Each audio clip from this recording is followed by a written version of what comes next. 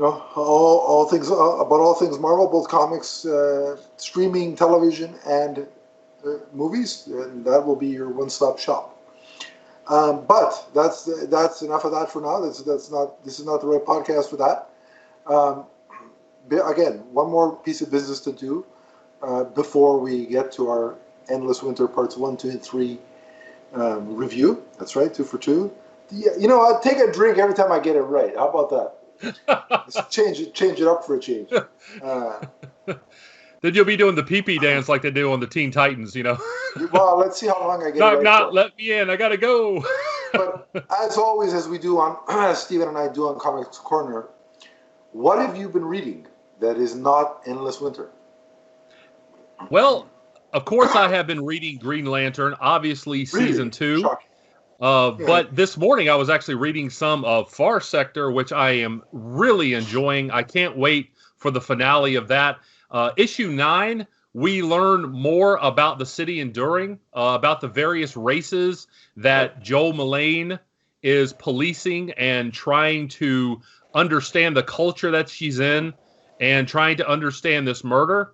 I've also gone back in time and I've started rereading Spawn, and it's great to go back to the early days of Todd McFarlane's work and see that develop into the character that we all know today, or at least a lot of comic book fans know today, from the ground up. To see the first appearance of Malbolgia and Violator, Right. and to see how Al Simmons became Spawn, that's been very enjoyable for me. Yeah, I've been going through that too, so maybe we'll have to do a Spawn episode of Comics Corner, or a couple Spawn episodes down the road.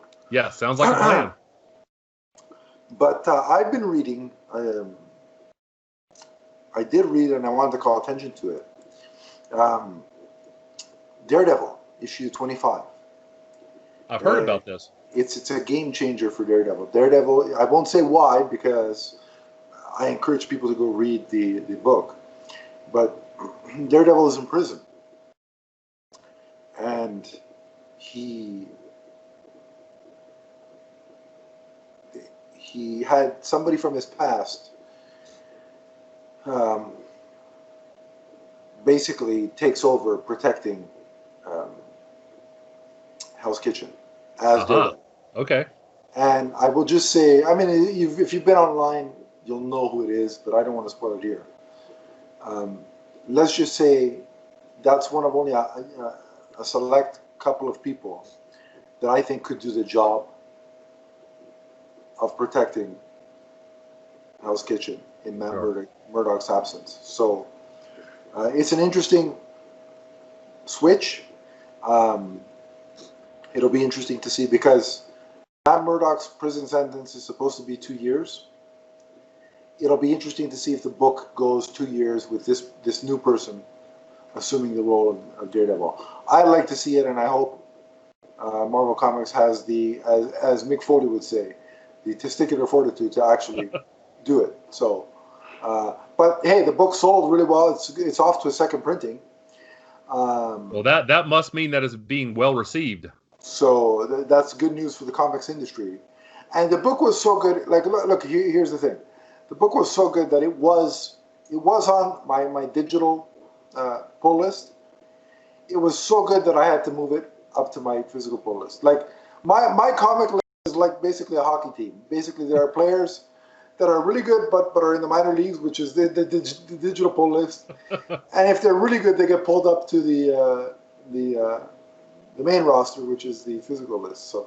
So Daredevil's now moved up to the main roster. Well, that's a vote of confidence right there. So if you haven't checked out Daredevil, 25, I would say is a good jumping on point. So go for it. But that's what I've been reading, aside from what we're going to cover right now, Endless Winter. So which issues is it, Donnie? Okay, we're going to start out with part number 1 here, and that is from the Justice League. Mm-hmm. Justice League right here. Love this cover here. Yeah, Endless Winter. What is currently out is parts 1, 2, and 3, and that's Justice League, Flash, and Superman. It runs through those 3 series. Right. So, yes, and by the way, there's an alternate cover to this that I've seen that is also pretty spectacular. It's Superman taking an uppercut from the main villain that we're about to talk about. A pretty nasty uppercut, so it's some really good art. Awesome. Yeah, from what I've seen, all the art on this series, be it regular artists, interior artists, variant covers, it's all been top notch, truly. Yes, and yeah, like I said, I really like this. We'll get to the other issues here soon, but yeah, the art is very good. A lot of crisp images here in Justice League. So, all right, so give us a breakdown of the story. Well, we start out chapter 1. Actually, I should give credit here. The writers are Andy Lanning and a name that is known to Green Lantern fans, Green Lantern royalty, I should say, the one and only Ron Mars, who's a legendary writer who has returned to DC, and he's co-writing each of these issues with various writers. Artist is Howard Porter, and we open up with the Justice League taking down some minor villains. We see, was it Catman? Icicle. And, yeah. We see Catman and who else was it? Multiplex, a number of sort of B-listers, and the Justice League takes them down. And this itineration of the Justice League, we see Wonder Woman, we see Superman, we see Batman, the Flash, Green Lantern, and this one is John Stewart. Right. Ron Mars is really good at kind of getting to the heart of characters, and it's funny because you see the Justice League, not only are they taking down these villains, the Flash is talking about work-life balance in the moments between the big, skirmishes. And, it just shows a lot of heart. And I do want to say that with this issue, there's a lot of older characters that you will see here, but this doesn't feel like it's something where you have to have a whole bunch of prior knowledge to what has happened in the other series to jump on in this book. What I liked about this one is you were talking about, first of all, how each one of them takes down the B-listers and the C-listers. Yeah. The scene with Catman and Batman is hilarious, in that Catman is like it's every man for himself or whatever. And then Batman swoops down and in classic Batman pose, and he's like, "You should have surrendered when Superman asked you to. He's the good cop. I'm the other one." And I couldn't stop laughing. And then you mentioned Flash was asking literally every character, every Justice League member, how they balance home life and work life, and their responses to him were equally priceless. Like Wonder Woman was like, I was the god of war for a period. I really didn't have much time to balance anything else. And then Superman's like, I don't think I'm really doing a good job of it. John's off in the future. Lois is this, and I'm always worried about her. And Flash's reaction is like, I just want to remind you that you are Superman. You know that, right? Well, and Aquaman is like, well, I should be somewhere planning my honeymoon, but I'm with you guys. So Aquaman is very preemptive. He tells him straight. And again, I couldn't stop laughing when Flash asked Batman. He's like, so I was meaning to ask how you. And he's like, you know what? Never mind. and then he ends up going to Black Lightning, and it was a good appearance by Black Lightning. Yeah. And it really echoes, the father and family man aspect of Black Lightning,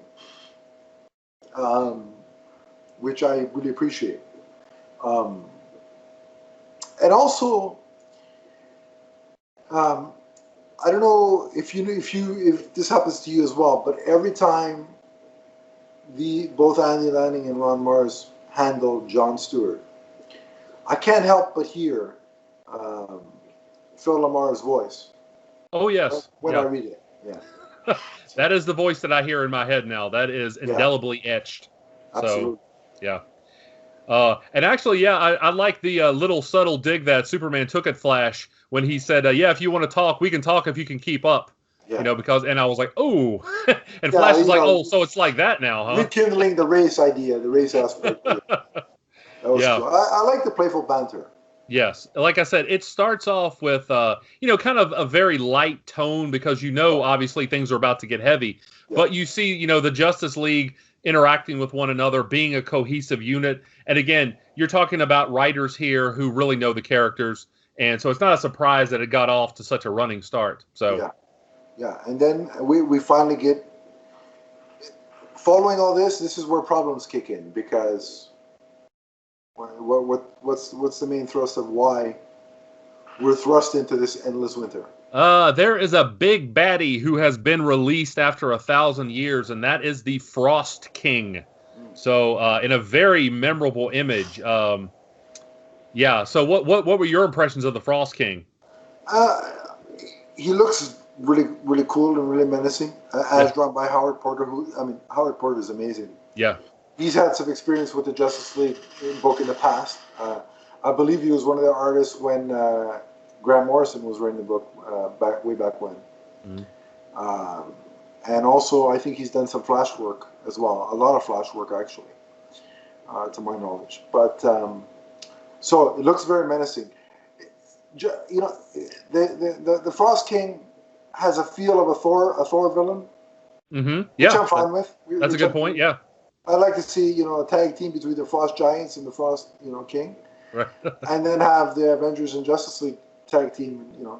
Yes. That would be kind of fun. Yeah, Ron Mars actually wrote part of that crossover from the '90s, so he would be a perfect choice to come back. Sure, yeah.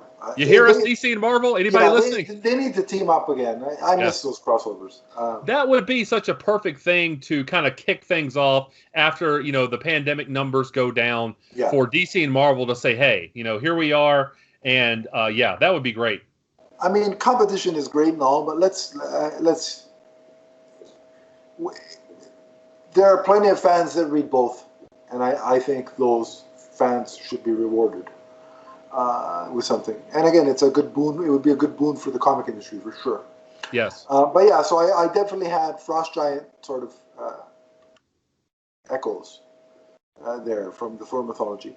And it's interesting how the Frost King is released kind of by accident, because there's a corporation doing some meddling in the former resting place of the Fortress of Solitude. Right. And it's Stag Industries, correct? Yes. Which is interesting. Yeah, go ahead. No, go. Well, one of the things is that it seems that the Frost King is actually drawing power from the Fortress of Solitude too. Right. Yeah. Yeah. So I mean that makes him doubly dangerous here, because obviously he's a very kind of ancient elemental force, but at the same time he sort of draws this energy out of the Fortress of Solitude.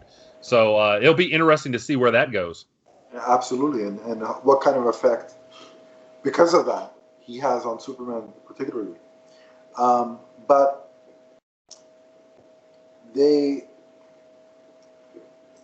Stag interesting being, somewhat of a culprit is interesting, because don't they have a history with the character of Metamorpho?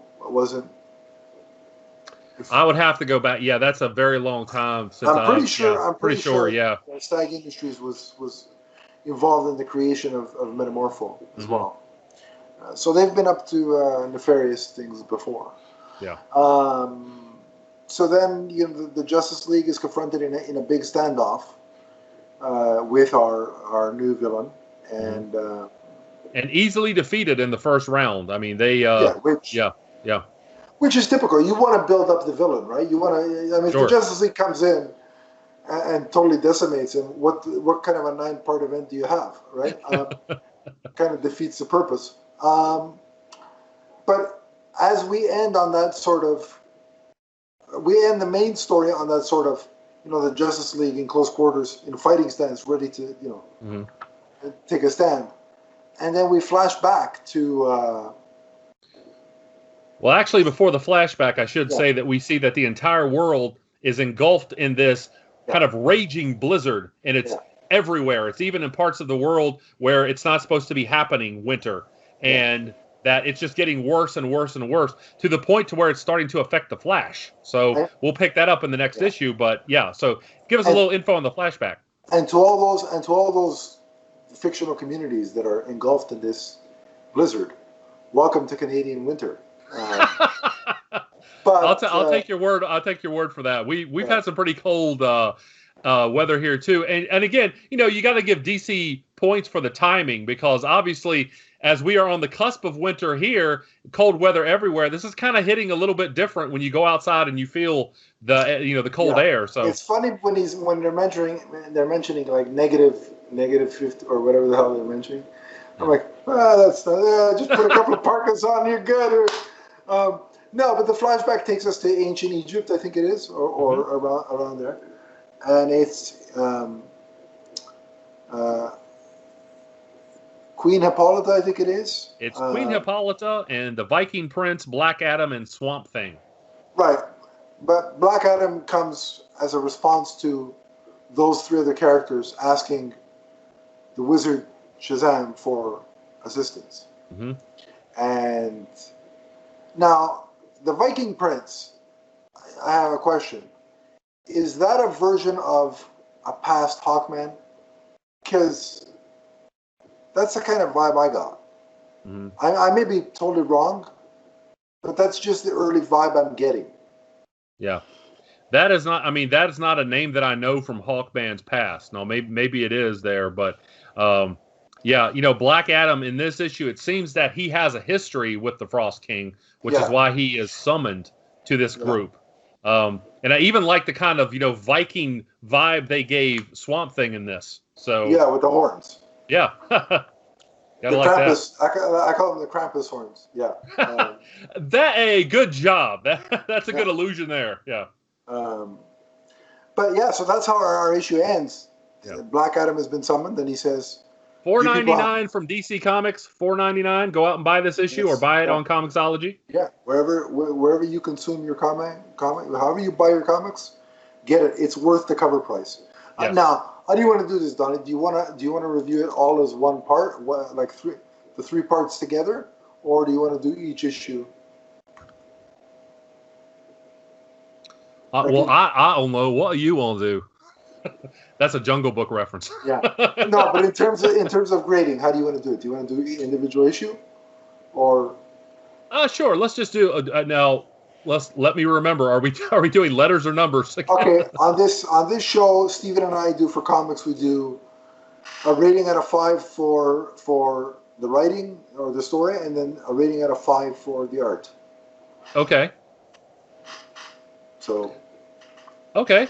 I'm going to give that one. I'm going to give the writing definitely a 5, and I'm going to give the art. I'm going to give the art a 5 too. There's a lot of great team up images in that couldn't have been easy to draw. There's a lot of great kind of juxtaposition of the characters. So. Right.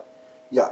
I'm going to give it. The writing is 5 snowflakes out of 5. And the art is also 5 snowflakes out of 5. So I'm keeping with the theme. Okay. Yeah. I'm not using snowflakes in a derogatory way like some other people do. No, we're not. Yeah. Yeah.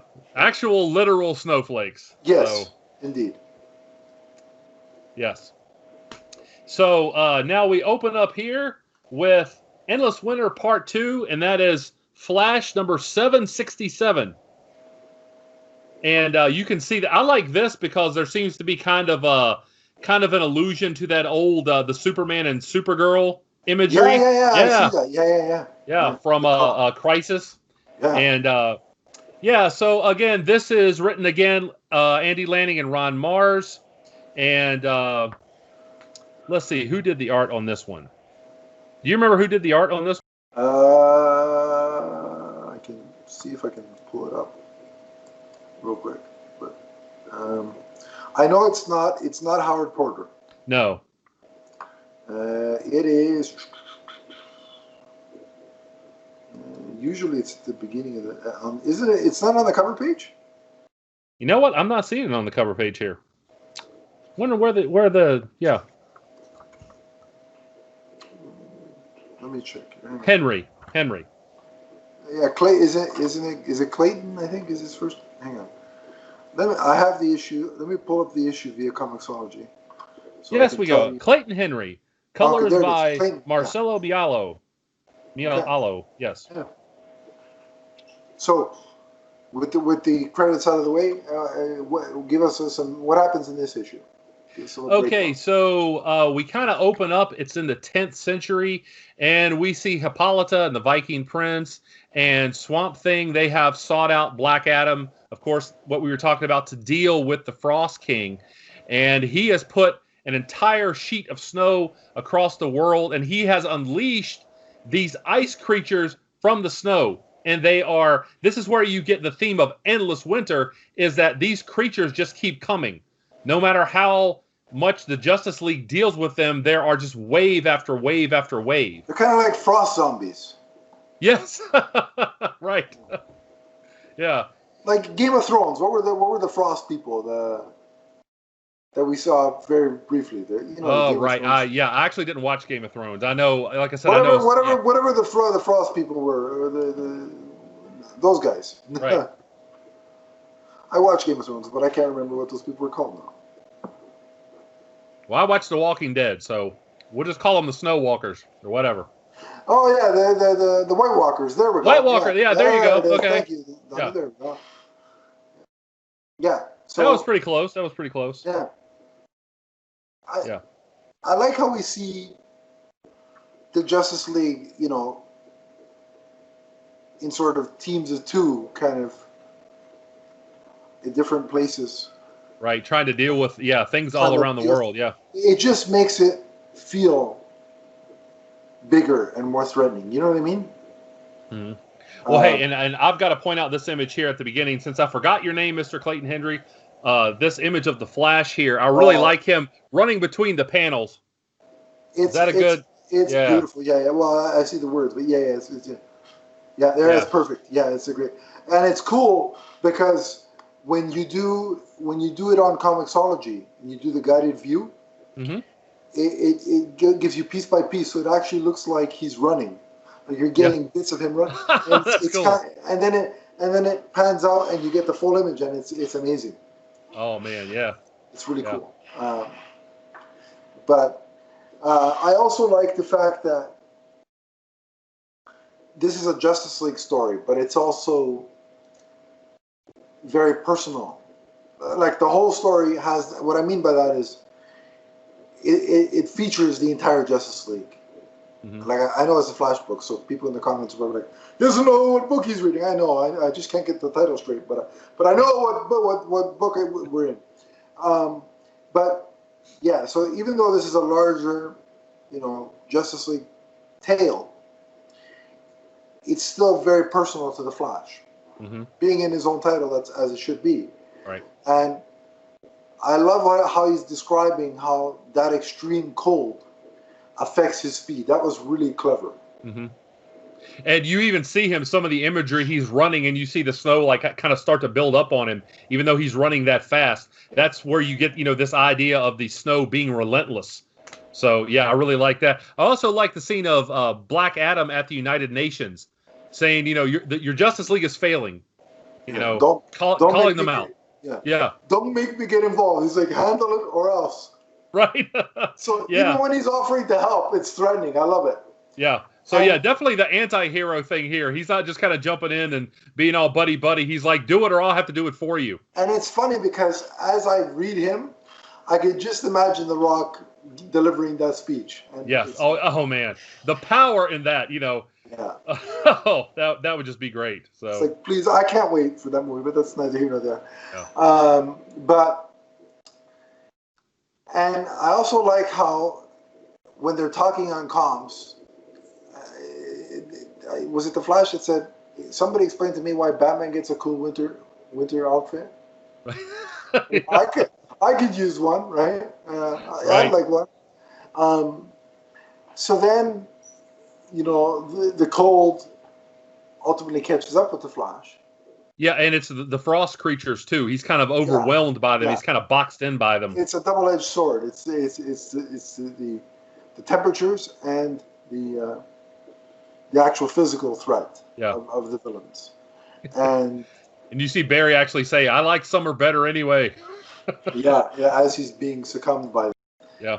And he's rescued by Yeah, Black Adam and a number of villains, including Silver Banshee, which is a character that Yeah, whom I've always liked. yeah. So And then you know, Black Adam takes him to his palace. right, that's in And, Kandak.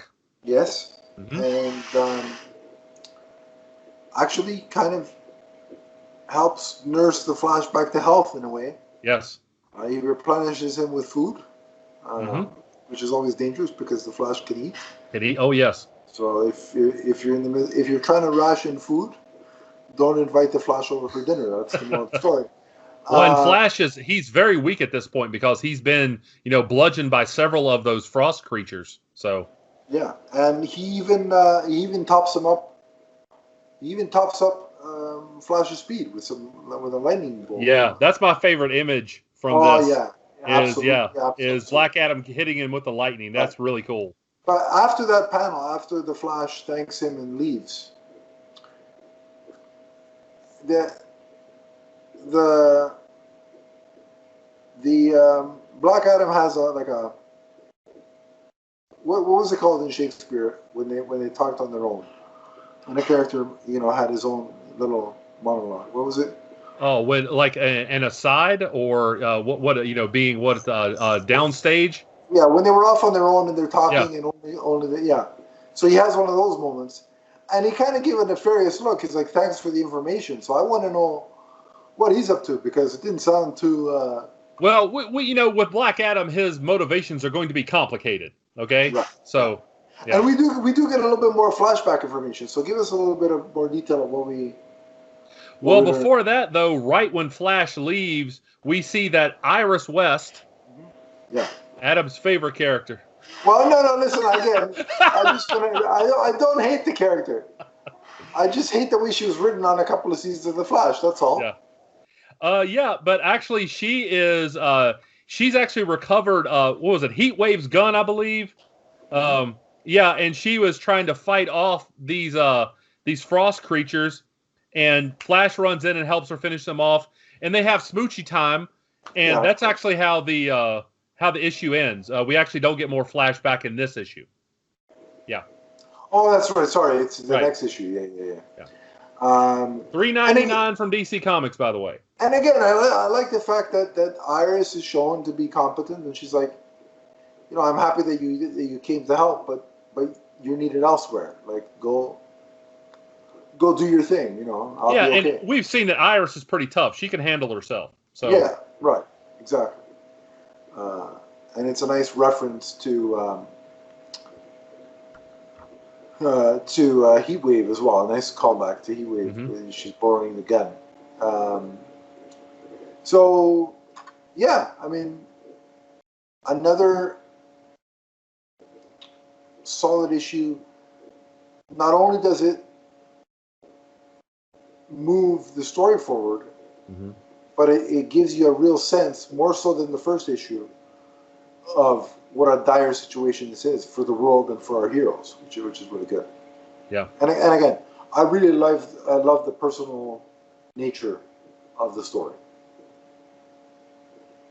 Yeah, like I said, I really like how this kind of steps you down from it opens up with the Justice League, then you see the Flash and Black Adam and the characters kind of fighting in pairs, and then when we get to Superman #1, that's what we're getting here. This is the Superman special that we're getting part 3. You get flashback like what you were talking about with the Frost King, as well as you kind of see some really emotional scenes with Superman. Yeah, and we'll get there in a second. But before Yeah. we do that, let's rate The Flash 767. Okay.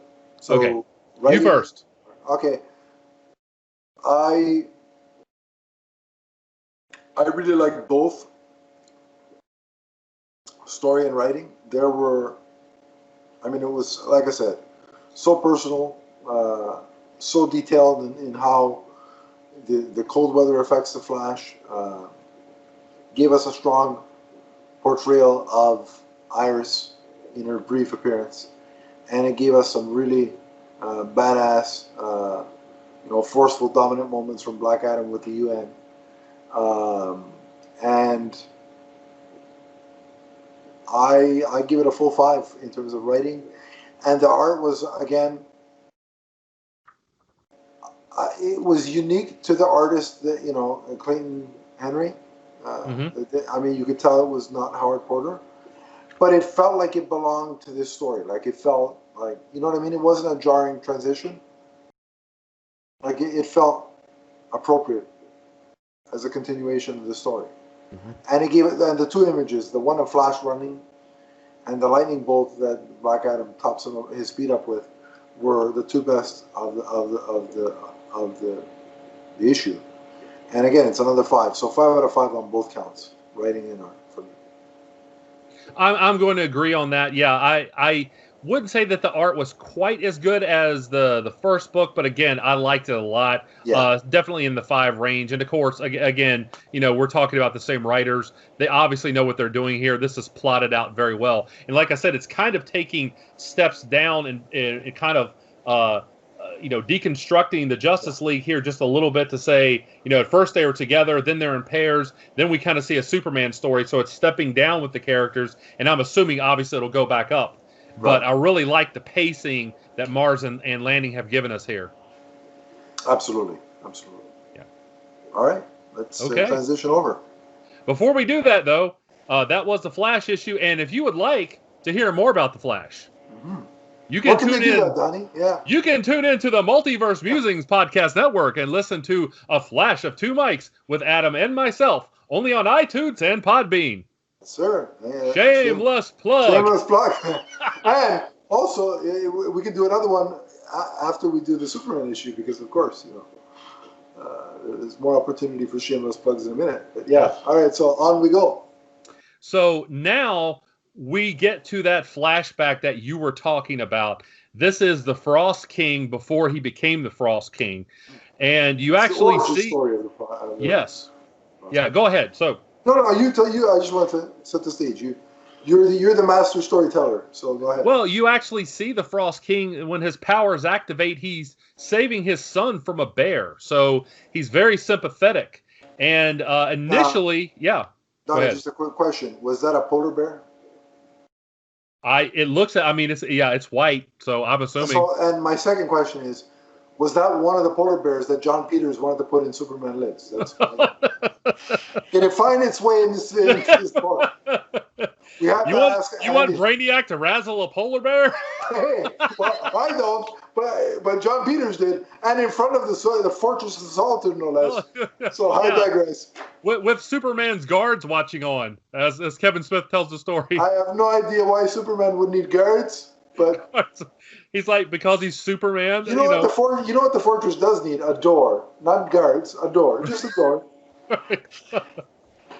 Oh yeah, but yeah, like I said, we see the Frost King's backstory, and originally it looks like he's kind of helping his village, and but as time goes on, they start to distrust him, and he gets a little bit more erratic, and eventually, they basically come and attack him because they are fearful of him, and he tries to defend his family, but one of his children is killed. So.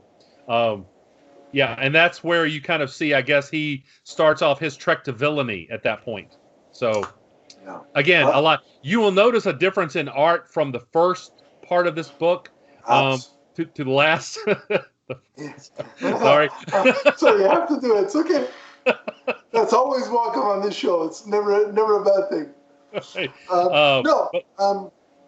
I gotta say, I really felt bad for the future Frost King here. Yes. The book is talking about how far would you go to protect what event would cause you to go that far, to break that to that level, and that would be the one. I can't remember what movie it is, which X-Men movie it is, but this reminded me of. It might be Dark Phoenix. I'm not sure. It reminded me of the scene with Magneto when it shows his family. Remember when he moved and he was trying to stay? Oh yes, and he had kind of gotten back to a normal life and had kind of gotten past villainy. Yes, and his family gets killed. It reminded me so much. I had flashbacks to that scene in that film, but I'm like, man, I can relate to this guy. I feel really bad for him. Yeah, and you know, while I wouldn't want to feel bad for a character like the Joker, feeling bad for this guy or sympathizing with him at the very least I think is okay. In some cases, it's good to see where the villain is coming from, and I think this is one of those cases. So yeah, it was a really tense, action-packed, and emotional scene that played out there. Mm-hmm. I mean, and you so can more relate to that because you're a father, whereas I'm not. But Sure. I'm But sure yeah, I think anyone who, is a family person, yes, you could relate to if, somebody in any way threatened your kids, there's a very kind of visceral reaction. Yeah. And with somebody who's, again, looking at an entire village attacking him, you could understand, the Frost King fighting back. Yeah, absolutely. And we also, again, just as the last issue was very personal towards the Flash, this was for Superman, obviously. Mm-hmm. And,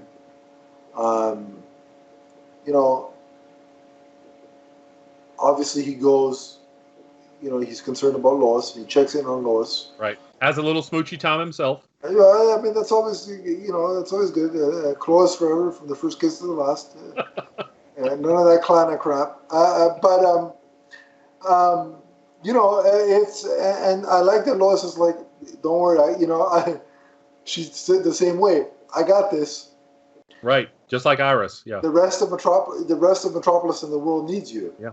And we get basically, it's not a narration from Lois, but it's part of her story that she had written that we saw a bit of at the beginning of the issue, where she's talking about how Superman feels the responsibility of not just Metropolis, mm-hmm.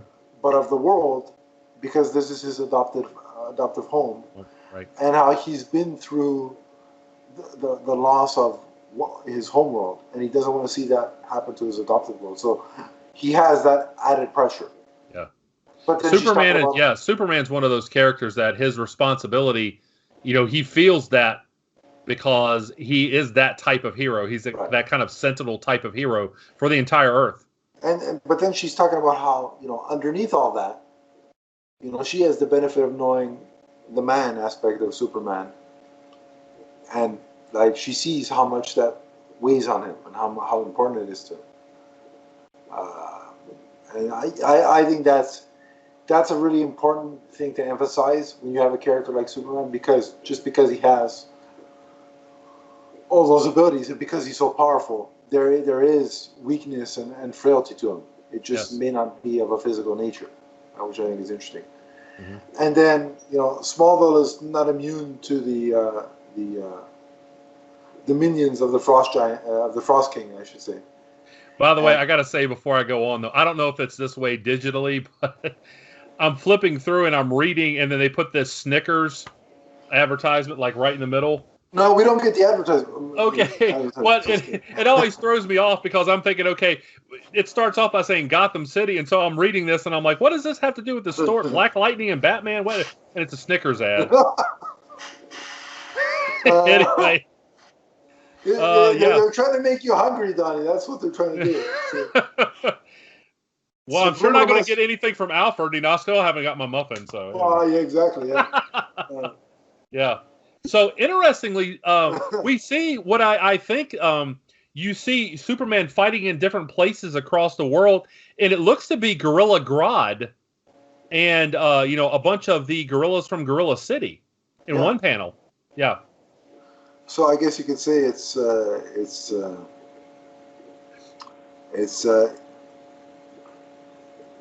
apes forever, from the first gorilla to the last. But so yeah, we then pick up Superman back in Smallville, mm-hmm. and he stops in to check in on his parents, and again, much like he did with Lois, he he asks her, he asks them, let me take you to the fortress. Yeah. You'll be safe there. Yeah, and of course they do have a protector. They're not on their own. Yeah, they have crypto. Yeah. And, Jonathan says, oh, we've been through, Smallville winters before. And we can do it again. And it kind of, when he said that, I'm like, technically Glenn Ford, well, not technically he was. Glenn Ford was Canadian. So technically Jonathan Kent is a good Canadian boy, and I wanted to fist bump him when he said, we've had those cold weathers before, we can do it again. I'm like, that right? Yeah, but it was so nice to see Superman be with his parents, and just in the midst of all the chaos, be Clark Kent on the farm for about 5 minutes. Mm-hmm. Yeah. And to see... Because you actually do see him a few panels before that say, I can't do this, because he's destroying all of these frost creatures, but he can't kill them all because they're just kind of instantly replicating, and it's wave after wave, and he can't do it. Yeah. And so he needs that mental break. He needs that respite. And, like even Martha saying, why did you say that name? That's right. Yeah. Had to be done. Had to be done. My kids hate it when I do that because I do it every single time.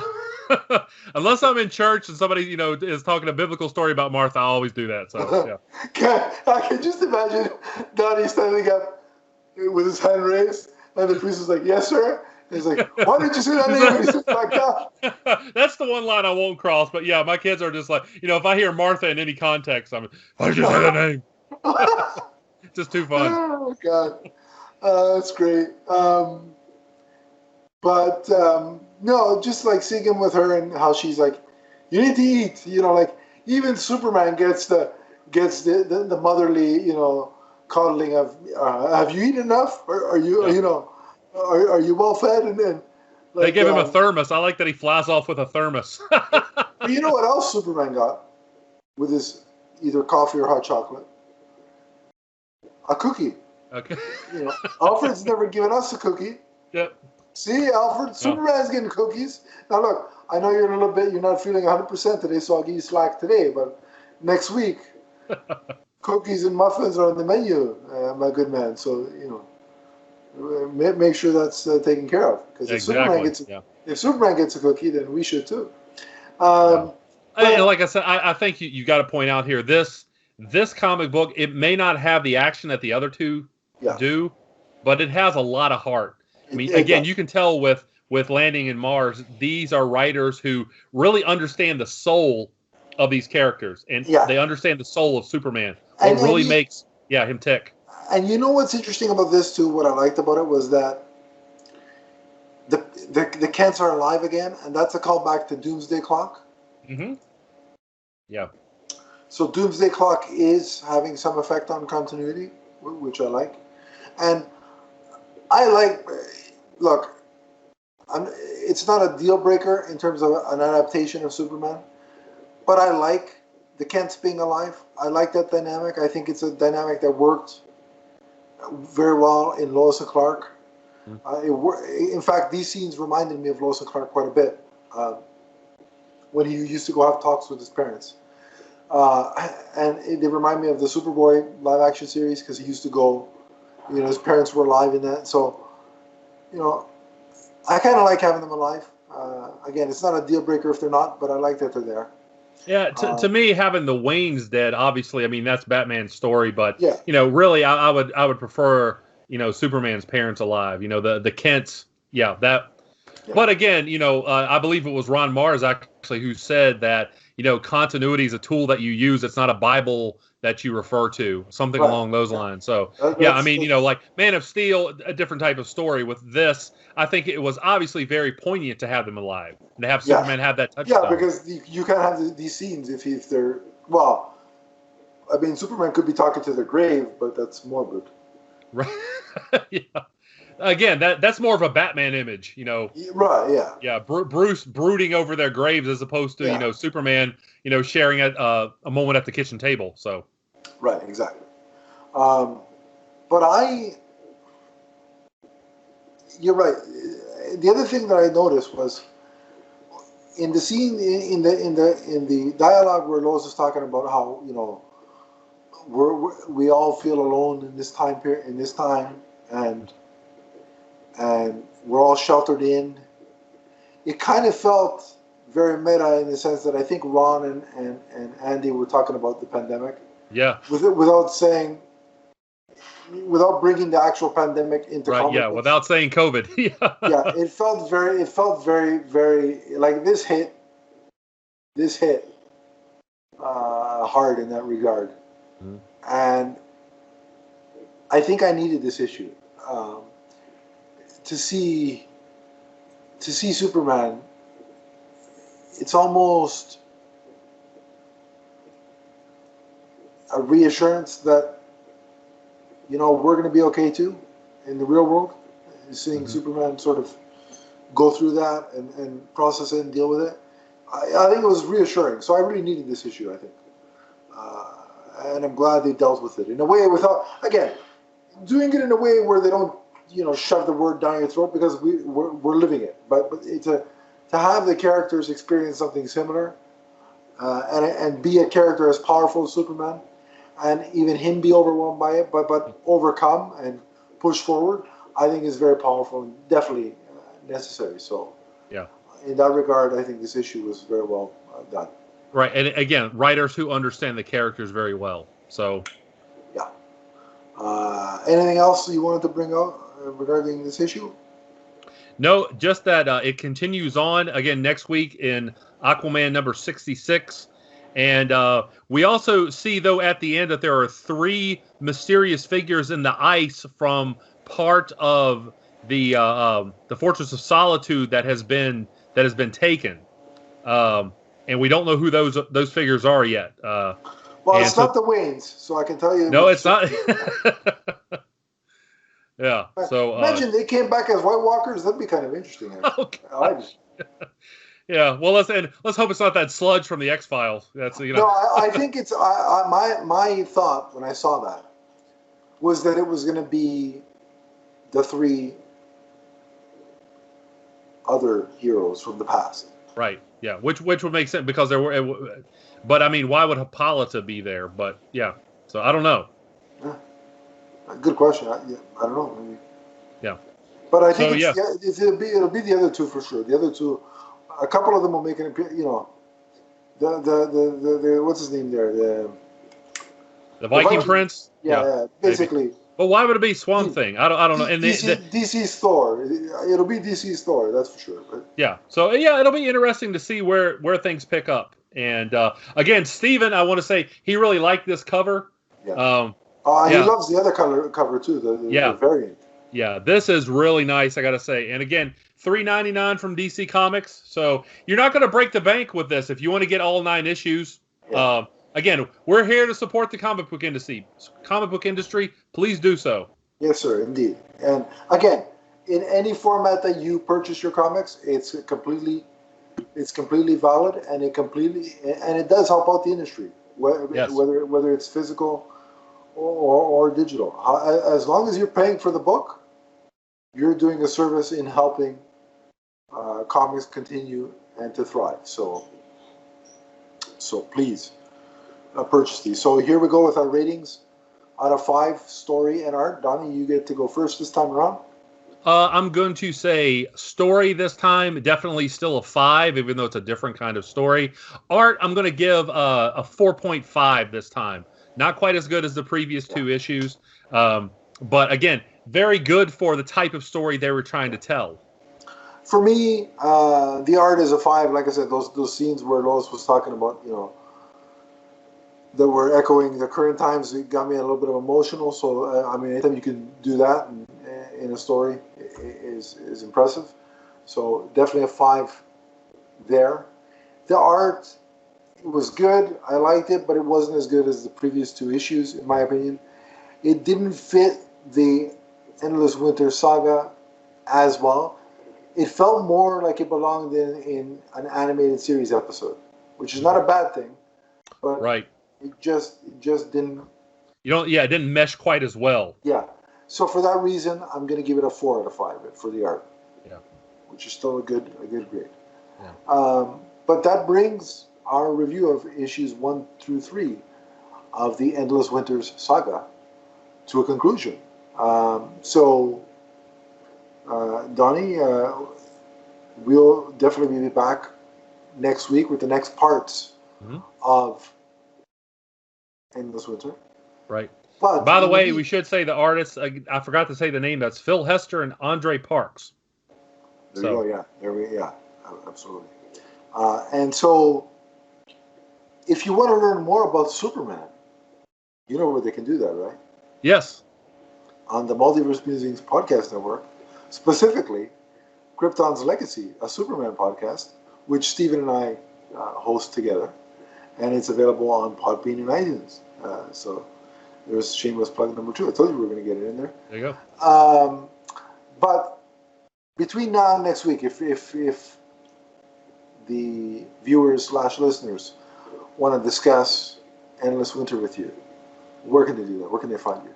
You can find me on Twitter as the Emerald Enthusiast. You can also find me on YouTube if you'd like to see reviews of Green Lantern products. And of course, you can find Adam and myself on the Multiverse Musings Podcast Network, where we host the Emerald Echo podcast. There it is. And if you want to find me on social media, it's at Adam_Leafsfan on Twitter. We also have the Multiverse Musings Podcast Network Twitter account. It's at MMNPDC. Steven's usually here to do that, but I had to do it this week, so I actually had to remember the actual Twitter handle. And if Facebook is more your thing, we have the Multiverse Musings Podcast Network Facebook page, where if you go there, request permission to join the group, I will add you, and we can continue the conversation there as well. We hope you enjoyed this vidcast.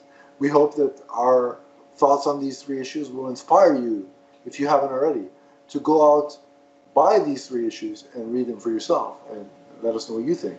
And if you want to let us know what you think of these 3 issues so far, do so in the comment section below. And also, please like this video. Yes. And subscribe to the YouTube channel as well. That would really help us a lot. I really appreciate it. And as we leave you, we want to remind you that the Endless Winter is apparently forever, or at least 9 issues. From the first blizzard to the last. So long, everybody. So long, everyone.